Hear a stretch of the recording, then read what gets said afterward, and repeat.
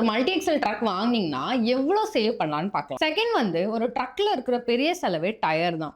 அதுல இந்த ஜிஎஸ்டி ரிஃபார்ம்க்கு அப்புறம் எவ்வளோ சேவ் பண்ண முடியும்னு பார்க்கலாம். தேர்ட் வந்து இப்போ நீங்க ஒரு ட்ரக் வச்சிருக்கீங்க அப்படின்னா நீங்க எஃப்சிஎம்லையும் பில் பண்ணுவீங்க, ஆர்சிஎம்லையும் பில் பண்ணுவீங்க.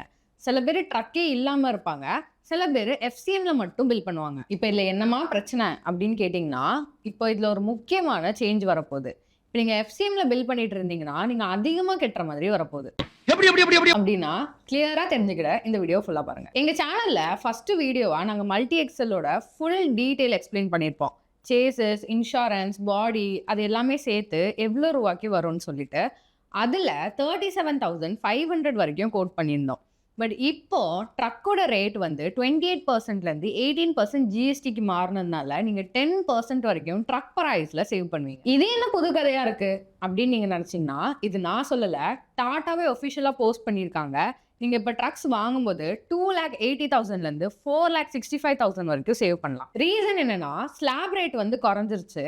அதோட நீங்க உங்க ஃப்ளீட் எக்ஸ்டெண்ட் பண்ணணும்னு நினைச்சீங்கன்னா இதுதான் கரெக்டான டைம். ஃபர்ஸ்ட் வந்து காஸ்ட் அட்வான்டேஜ். வெஹிக்கிள் காஸ்ட்ல ஒரு சின்ன சேவிங் இருந்தா கூட உங்க பிசினஸ் ஸ்ட்ராங் ஆகும்.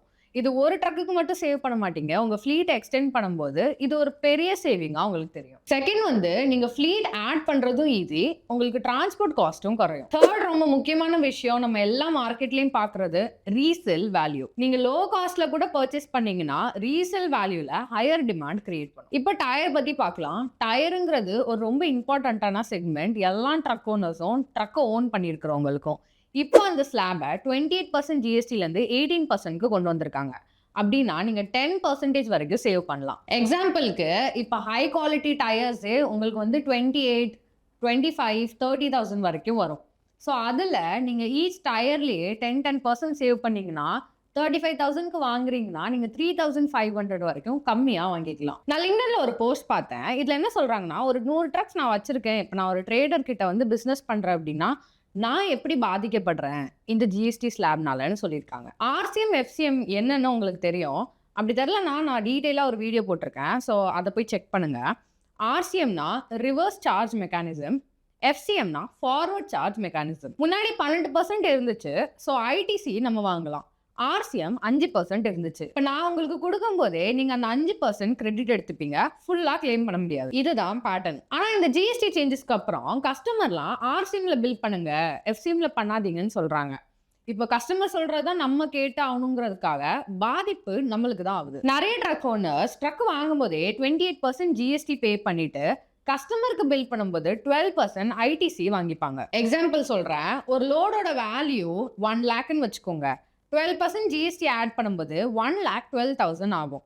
அப்போ நீங்க அந்த 12,000 ஐடிசில கிளைம் பண்ணலாம். நான் ஒரு ட்ரக் 28% கொடுத்து வாங்கினதுனால அதுல ஆஃப்செட் ஆயிரும். எக்ஸாம்பிளுக்கு நீங்க 30 lakhsக்கு ஒரு ட்ரக் வாங்குனீங்கன்னா அதுல 10 lakhs வந்து நீங்க ஜிஎஸ்டியை தான் கட்டியிருப்பீங்க. அந்த இஎம்ஐ நீங்க கட்டிட்டு இருந்தாலும் நீங்க பில் பண்ணும்போது 1,12,000 போட்டு அந்த 12,000 உங்க ஒர்க்கிங் கேபிட்டல் இல்ல ஐடிசிக்கு யூஸ் பண்ணிப்பீங்க. நீங்களும் ஜிஎஸ்டி பே பண்ணதுனால உங்க கஸ்டமர் கிட்டே நீங்க அதை ஆஃப்செட் பண்ணிப்பீங்க. இப்போ இவர் என்ன பிரச்சனையை சொல்றாருன்னா, இந்த போஸ்ட்ல ஒரு ட்ரேடர் சப்போஸ் 20 டன் ஆல்மண்ட்ஸ் வந்து 60 lakhsக்கு வாங்கியிருக்காங்க, 5% மார்ஜின் ப்ராஃபிட் வச்சு 63 lakhsக்கு செல் பண்றாங்க அப்படின்னா ப்ராஃபிட்டுக்கு நீங்க ஜிஎஸ்டி பே பண்றீங்க. 3 lakhsக்கு நீங்க அவுட்புட் ஜிஎஸ்டி வந்து 5% கொடுக்கீங்கன்னா 15,000 ரூபா. இதுவே ஃப்ரைட் சார்ஜ்க்கு வந்து 1,00,000 ரூபா ஆகுது. அதுல ஜிஎஸ்டி நீங்க 18% இன்புட் எடுக்கிறீங்க. ஸோ பேலன்ஸ் இன்புட் கிரெடிட் வந்து 18,000 ரூபா ஆகுது. அவுட்புட் லைபிலிட்டி வந்து 15,000 ரூபா ஆகுது. அப்போ அந்த 3,000 ரூபாய் என்னால் கிளைம் பண்ண முடியாது, அது எனக்கு வேஸ்டாக தான் போகுதுன்னு சொல்றாரு. அதனால ட்ரேடர் என்ன சொல்றாருன்னா, எப்பா நீ ஆர்சிஎம்ல பில் போடு, 3 lakhக்கு 5% அப்படின்னா 15,000, அதில் நான் 5,000 பே பண்ணிட்டு 10,000 நான் வச்சுப்பேன் அப்படின்னு சொல்றாரு. எல்லாருமே ஆர்சிஎம்க்கு ஷிஃப்ட் பண்ணிட்டாங்கன்னா நீங்க ட்ரக் வாங்கும்போது 28% பே பண்ணிட்டு ஜிஎஸ்டி ஐடிசியும் கிளைம் பண்ணிருப்பீங்க. இப்போ ஆர்சிஎம்க்கு ஷிஃப்ட் ஆனதுனால அந்த ஐடிசியை ரிவர்ஸ் பண்ண வேண்டியதாயிரும். அது ஒரு பெரிய ஃபைனான்ஷியல் லைபிலிட்டி. ஏன்னா நீங்க ட்ரக்குக்கு 28% ஜிஎஸ்டி கொடுத்து தான் வாங்குறீங்க, அதுல ஐடிசி கேபிட்டல்ல யூஸ் பண்ணிருக்கோம். ஸோ ரிவர்ஸ் பண்ணா பேலன்ஸ் ஷீட்டே கொலாப்ஸ் ஆயிரும். இப்போ இதுல ரிசல்ட் என்னன்னா, லாஜிஸ்டிக்ஸ் காஸ்ட் அதிகமாகும், ஸ்மால் ஆப்ரேட்டர்ஸ் வந்து ஆர்சிஎம்ல தான் ரன் பண்ணிட்டு இருப்பாங்க. ஸோ அவங்க ரிவர்ஸ் பண்ணிடுவாங்க. பட் பெரிய ஃப்ளீட் ஓனர்ஸ்க்கு கிளாஸ் ஃப்ளோல கிரன்ச் ஆகும். இப்போ ஏன் எல்லாரும் ஆர்சிஎம்க்கு புஷ் பண்றாங்கன்னா, முன்னாடி இது 12% இருந்த டைம்ல எக்ஸாம்பிளுக்கு 12,000 ஐடிசி கிளைம் பண்ண முடியும்.